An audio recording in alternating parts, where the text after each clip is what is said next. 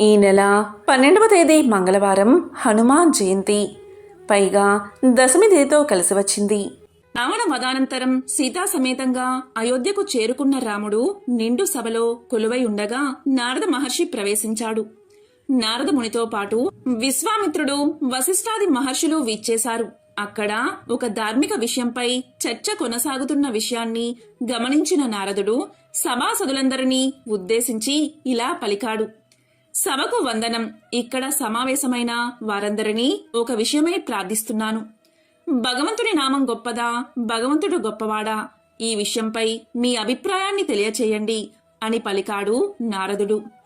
నారదుని అభ్యర్థన విన్న వెంటనే సభలో చర్చలు ఊపందుకున్నాయి. ఎంతగా వాదోపవాదాలు జరిగినప్పటికీ రాజసభలోని ఋషిగణం ఒక నిర్ణయానికి రాలేకపోయింది. కలకలం చెలరేగింది.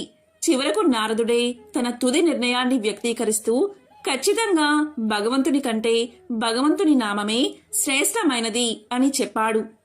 సభ ముగియడానికి ముందుగానే ఈ విషయం రుజువవుతుందని కూడా పలికాడు. తరువాత నారదుడు ఆంజనేయుడితో ఇలా అన్నాడు. హనుమా, నువ్వు మామూలుగానే ఋషులకు, శ్రీరాముడికి నమస్కారం చెయ్యి, విశ్వామిత్రుడికి మాత్రం నమస్కారం చెయ్యకు అని. అందుకు హనుమంతుడు అంగీకరించాడు. ప్రణామ సమయం రాగానే హనుమంతుడు ఋషులందరికీ నమస్కారం చేశాడు. కాని విశ్వామిత్రుడికి మాత్రం నమస్కారం చెయ్యలేదు. దాంతో విశ్వామిత్రుడు కోపగించుకున్నాడు. అప్పుడు నారదుడు విశ్వామిత్రుణ్ణి సమీపించి, మునీశ్వర, హనుమంతుని పొగరు గమనించారా? నిండు సభలో మీకు తప్ప అందరికీ నమస్కారం చేశాడు. మీరు అతన్ని తప్పకుండా శిక్షించాలి. అతనికి ఎంత గర్వాతిశయమో చూసారా అని చెప్పడంతో విశ్వామిత్రుడు మరింత కోపావేశానికి గురయ్యాడు. విశ్వామిత్రుడు శ్రీరామచంద్రమూర్తిని సమీపించి ఇలా పలికాడు. రాజా, నీ సేవకుడైన హనుమంతుడు అందరికీ నమస్కారం చేసి నన్ను అవమానించాడు. కనుక రేపు సూర్యుడు అస్తమించేలోగా నీ చేతులతో అతనికి మరణదండన విధించాలి అని పలికాడు. విశ్వామిత్రుడు శ్రీరామునికి గురువు కనుక రాముడు అతని ఆదేశాన్ని పాటించవలసిందే. విశ్వామిత్రుని మాటలు విన్న శ్రీరాముడు నిశ్చేష్టుడైపోయాడు. కారణం, స్వయంగా తన చేతులతో అనన్య స్వామి భక్తుడైన తన మారుతికి మరణదండన విధించాలి కాబట్టి. ఈ విషయం క్షణకాలంలో నగరమంతా వ్యాపించిపోయింది. హనుమంతునికి కూడా మహా దుఃఖం కలిగింది. అతడు నారద మునిని సమీపించి ఇలా పలికాడు. దేవర్షి, నన్ను రక్షించండి.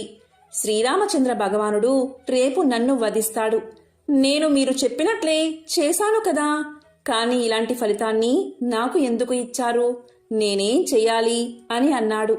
అప్పుడు దేవర్షి అయిన నారదుడు ఇలా పలికాడు. ఓ హనుమంత, నిరాశపడకు. నేను చెప్పినట్లు చెయ్యి. బ్రహ్మ ముహూర్తంలో లేచి సరయూ నదిలో స్నానాన్ని ఆచరించి చేతులు జోడించి ఓం శ్రీరామ, జయరామ, జయ జయ రామ అన్న మంత్రాన్ని జపించు. అంతే, విశ్వాసపూర్వకంగా చెబుతున్నాను, నీకు ఎటువంటి భయమూ రాదు అన్నాడు. మరునాడు తెల్లవారింది. సూర్యోదయానికి పూర్వమే హనుమంతుడు సరయూ నదికి చేరుకున్నాడు. స్నానం చేసి దేవర్షి చెప్పిన ప్రకారం చేతులు జోడించి భగవంతుడి నామాన్ని జపించసాగాడు. ప్రాతకాలం కావడంతో హనుమంతుని కఠిన పరీక్షను చూడాలని ప్రజలంతా గుంపులు గుంపులుగా వచ్చేశారు. శ్రీరామచంద్రుడు హనుమంతునికి దూరంలో నిలబడి తన పరమ సేవకుణ్ణి కరుణార్థ దృష్టితో చూడసాగాడు. కాలం సమీపించడంతో అనిచ్ఛాపూర్వకంగానే హనుమంతునిపై బాణాలను వర్షింపచేయసాగాడు శ్రీరాముడు. కాని ఒక్క బాణం కూడా హనుమంతుణ్ణి బాధించలేకపోయింది. ఆ రోజంతా బాణాలు వర్షించబడుతున్నాయి. కాని అవి హనుమంతునిపై పడ్డం లేదు. కుంభకర్ణాది రాక్షసుల్ని వధించడంలో ప్రయోగించిన భయంకర అస్త్రాలను కూడా ప్రయోగించాడు శ్రీరాముడు. అంతలో శ్రీరామచంద్రుడు బ్రహ్మాస్త్రాన్ని ఎత్తాడు.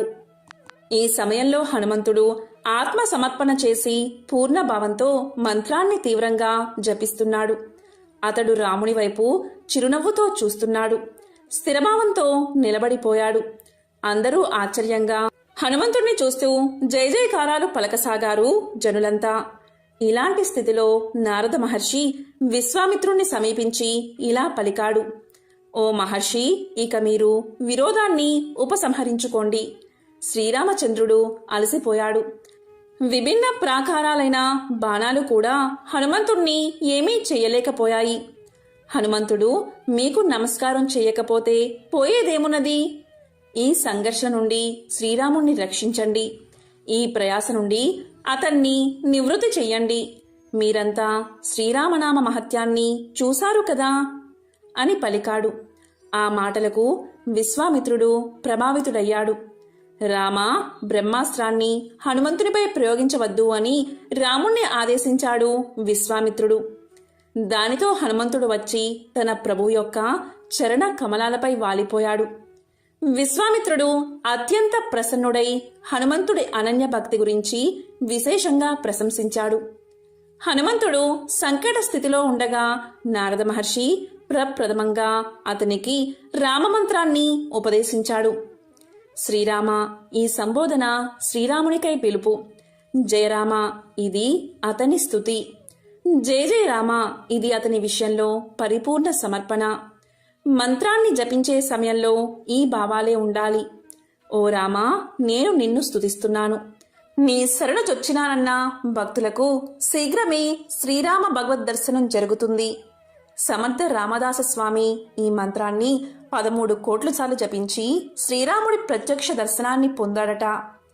రామనామ శక్తి ప్రభావం అమితమైనది. అందుకే రామనామాన్ని నిత్యము భక్తులు జపించి తరిస్తూ ఉంటారు. స్వర్గంలో దేవతలకు అమృతం ఎలాగో ఈ భూలోకంలో మానవులకు రామనామం అటువంటిది. రామనామాన్ని నిత్యం జపించేవాడు, తులసీమాలను ధరించినవాడు, రామ అని స్వామివారిని నోరారా పిలిచినవాడు ధన్యుడు. ఈ రామనామం తారక మంత్రమని చెప్పబడుతుంది. వేరొక మంత్రాన్ని తారక మంత్రము అని అనరు. అంత్యకాలంలో మరణం సమీపించినప్పుడు స్వయంగా శివుడే వచ్చి మరణాన్ని చేరుకునే వ్యక్తి చెవిలో రామనామాన్ని ఉపదేశిస్తాడట. ఎలా అయితే అత్యంత సూక్ష్మమైన మర్రి విత్తనం నుండి బ్రహ్మాండమైన వృక్షం ఉద్భవిస్తుందో అలాగే రామ్ అనే బీజం నుండి ఈ చరాచర జగత్తంతా ఏర్పడింది. కాబట్టి ఈ కనబడే ప్రపంచమంతా రామమయమే. మట్టి నుండి ఏర్పడిన కుండ, పిడత, బుంగ, తొట్టి, ప్రమిద ఎలాగ మృత్తికా స్వరూపమో అలాగే ఈ జగమంతా రామస్వరూపమే. శ్రీరామనామాన్ని నిత్యం జపించే భక్తులకు ఎటువంటి ఆపదలు దరిచేరవు. నిత్యం రామనామామృతంతో వారి జీవితాలు పునీతమై సర్వసుఖాలు లభిస్తాయి. కలియుగంలో త్వరగా సాక్షాత్కరించే దేవుడు హనుమంతుడు. ఎక్కడ రామనామం వినిపిస్తుందో అక్కడ ఆంజనేయుడు ఖచ్చితంగా ఉంటాడట. ఎత్ర ఎత్ర రఘునాథ కీర్తనం తత్ర తత్ర కృతమస్తకాంజలిం బాష్పవారి పరిపూర్ణలోచనం మారుతిం నమత రాక్షసాంతకం. అంటే శ్రీరాముని కీర్తన జరిగే చోట హనుమంతుడు పులకితుడై అంజలి జోడించి ఉంటాడు.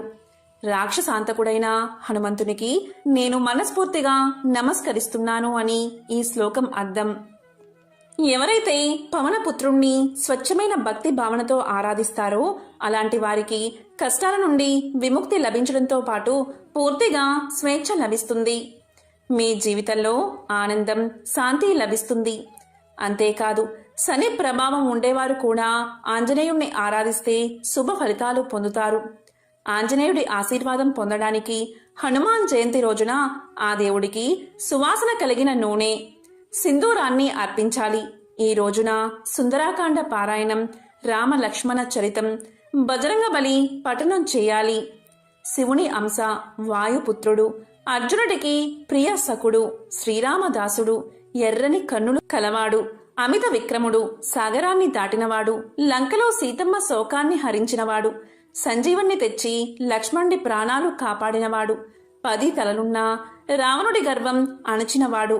ఈ హనుమంతుని నామాలు ప్రయాణ సమయంలో నిద్రపోయే ముందు స్మరించిన వారికి చావు గురించి భయం ఉండదు. వీరికి సర్వత్రా విజయం సిద్ధిస్తుందని పురాణాలు చెబుతున్నాయి. హనుమాన్ జయంతి రోజు హనుమంతుడికి పూజలు చేసి ఆరాధిస్తే శని బాధలు తొలగడంతో పాటు ఆరోగ్య సిద్ధి, మానసిక ప్రశాంతత, భూత ప్రేత పిశాచ భయాల నుండి విముక్తి కలుగుతుంది. ఒకసారి పార్వతీదేవి పరమేశ్వరుణ్ణి ఇలా అడుగుతుంది, స్వామి, విష్ణు సహస్రనామాన్ని సులభంగా ఎలా పలకవచ్చు అని. అప్పుడు మహాశివుడు ఇలా సమాధానం చెప్తాడు, దేవి, శ్రద్ధగా విను.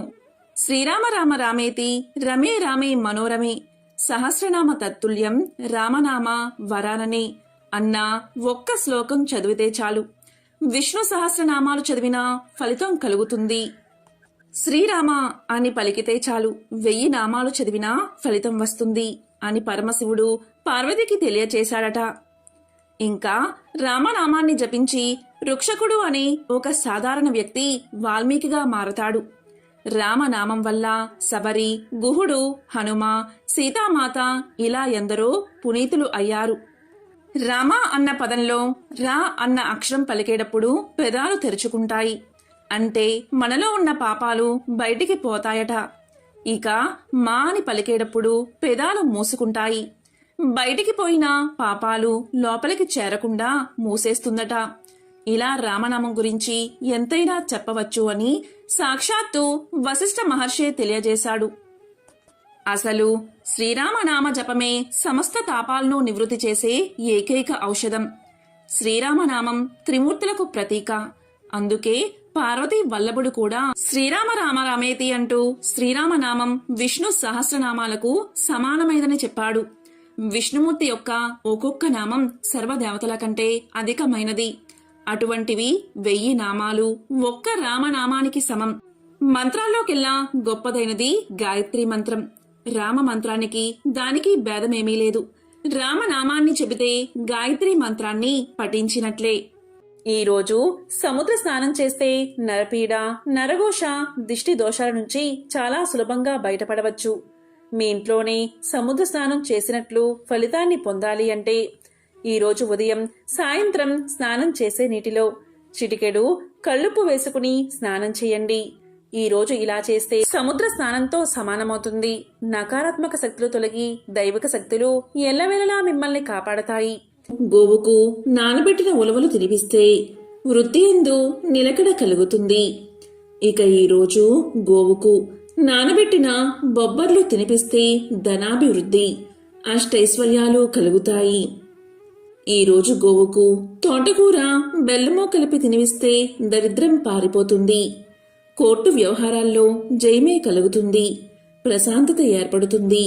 ఇక ఈరోజు గోవుకు నానబెట్టిన కందులు తినిపిస్తే కోపం తగ్గుతుంది. ఈరోజు గోవుకు క్యారెట్ తినిపిస్తే వ్యాపారాభివృద్ధి కలుగుతుంది. ఈరోజు బొబ్బర్లు తినిపిస్తే నరఘోష నివారణ అవుతుంది. ఈరోజు గోవుకు టమోటాలు తినిపిస్తే వివాహ ప్రాప్తి కలుగుతుంది. ఈరోజు గోవుకు అరటిపళ్ళు తినిపిస్తే ఉన్నత పదవి, ఉద్యోగం లభిస్తుంది. ఈరోజు గోవుకు మినపిండి, బెల్లము కలిపి తినిపిస్తే అఖండ ఐశ్వర్య ప్రాప్తి కలుగుతుంది. ఈరోజు గోవుకు నానబెట్టిన మినప్పప్పు తినిపిస్తే ఆరోగ్య ప్రాప్తి కలుగుతుంది. ఈరోజు గోవుకు నానబెట్టిన పచ్చి శనగపప్పు తినిపిస్తే కుటుంబంలో ఉన్న కలతలు తొలగిపోతాయి. ఈరోజు గోవుకు దోసకాయ తినిపిస్తే శత్రు నివారణ జరుగుతుంది. హనుమాన్ జయంతి రోజు ఇటువంటి విధి విధానాలు పాటించి ఆ హనుమంతుడి యొక్క పరిపూర్ణ అనుగ్రహాన్ని పొందండి. ఓం నమః శివాయ. ఓం నమో నారాయణాయ.